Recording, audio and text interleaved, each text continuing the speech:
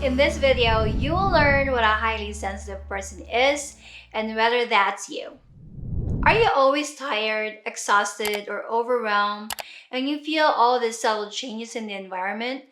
Maybe someone has told you before that you overthink. If so, you might be a highly sensitive person. What? You've never heard of it before? Hi everyone, this is Bradshaw. Welcome to my channel, a place where HSPs, empaths, and introverts can learn how to create the best life for them. What is an HSP or a highly sensitive person? For all of you intellects out there, the term HSP or highly sensitive person was first coined by the psychologist Elaine Aron and Arthur Aron in their book, of course, The Highly Sensitive Person, that was first published back in 1996. They developed HSPS or Highly Sensitive Person Scale that measures the SPS or sensory processing sensitivity in a person. I will link their website and book in the description down below, so you can also do your own self-test to see that if you are an HSP or not. HSP is a temperamental or personality trait involving an increased sensitivity of the central nervous system and a deeper cognitive processing of physical, social, and emotional stimuli. This is not a disorder, but rather something that all of us HSPs, we're born with this. Well, I'm gonna let you think about that for a moment. Did you hear that? You were born with a more sensitive central nervous system, and that means that everything you've been experiencing, the good and the bad, it doesn't mean that you are just crazy or plain softy or a crybaby. And do you know that 20% of the population is a highly sensitive person? That's 1.4 billion people in the planet.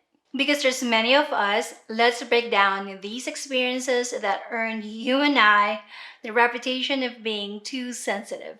The core traits of an HSP can be summarized with the acronym that Elaine Aron coined, and this is DOES. How easy is that to remember, right? D stands for depth of processing. Aron says that HSP's fundamental characteristics is that we observe and reflect before we even act. We analyze the situations and its all possible outcomes and scenarios before deciding, let alone act on something. Some more examples of depth of processing are: you're able to memorize phone numbers quicker because you can find a pattern in the format, in the digits. Back in high school, I didn't have a hard time memorizing mathematical formulas because I just have a way of organizing it in my brain. Like somehow it just clicks in my brain. Because of these traits, HSPs have good intuition. We have that innate trait that we just know. And we are quicker to see things because we already spent a lot of time thinking about these things and analyzing them. Our brains store all of these so that we're able to just pull up the information as we need it to. But as all things in life, there's a downside. One negative trait is that we can be trapped in this analysis paralysis. You know, this makes sense to me because I learned to drive when I was about 32 years old and I didn't really like it. I hated it because I needed to make a decision right away, unless if I don't do that, if I don't react and act quickly, I'll die. Which brings me to the next trait. That is O for overstimulation. HSPs sees and feels absolutely everything. Everything. Have you walked into a room and felt the temperature of the room? You especially feel if there's any tension in the room. You can see the subtle changes in someone's facial expression, the change in their voice and their body language. And because of this, you get tired easily and it gets draining and you get overwhelmed too fast.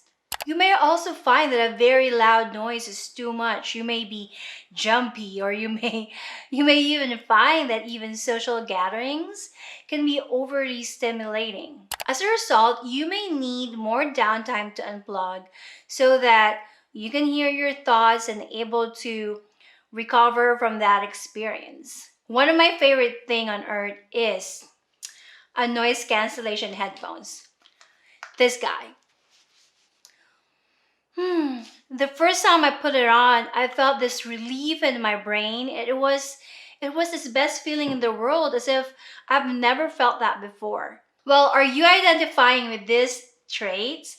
I would like to know, and give me a check emoticon in the comments section if you are identifying with these. The next trait is E for emotional reactivity or empathy, or the ability to understand and share the feelings of another person. This is one of the traits of highly sensitive people.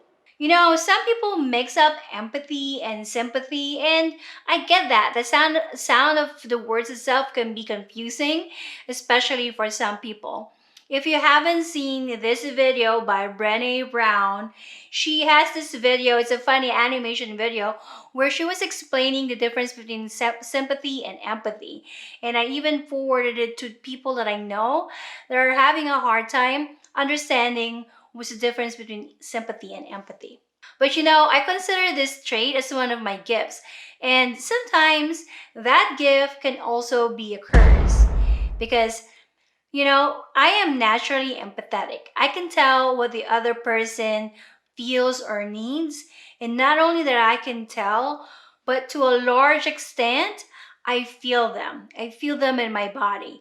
And because of that, I was able to connect and create relationship with about anyone and anyone in the world. I can nurture that relationship no problem. That's because I can just able to really be there for people. That trait was very helpful when I was working as an IT consultant for this company. It's a big company. I used to be a consultant there, and I used being empathetic to nurture my working relationships with my clients, which in turn represented my company very well, and they were very happy with me.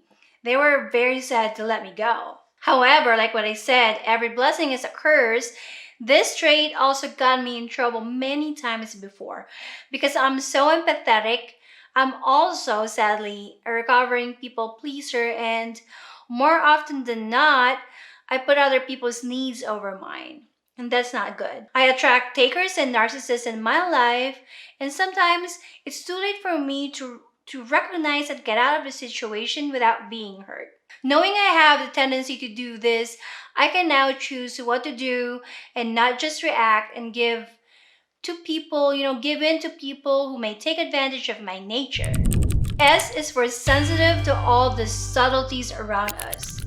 I've always thought that this is normal. I thought that many people, everyone, can pick up on the smallest change in the environment, the smallest change in someone's voice or their body language, nonverbal cues. Then, when I learned that not everyone was like that, I thought I was just extra sensitive for no reason. It's very validating that I was born this way, that my central nervous system works differently than a non highly sensitive person. And that's totally normal. I'm okay and you're okay. Isn't that validating? Now that you know what DOES means, and if you relate to this and have similar experiences, I invite you to think of the word does or DOES when you're feeling overwhelmed and anxious. This is to remind you that nothing is wrong with you. You're feeling this way because you were born this way, and that's just a body that you were given with. Like, I can't tell you how much love I'm sending to you right now. I wish that with this awareness, you can choose how to handle your feelings and your emotions. However, don't use this as an alibi to excuse your behavior that might be hurting others, or worse, hurting you. Do things that nourish your soul, listen to your body and your mind, especially your gut. You almost always know what to do.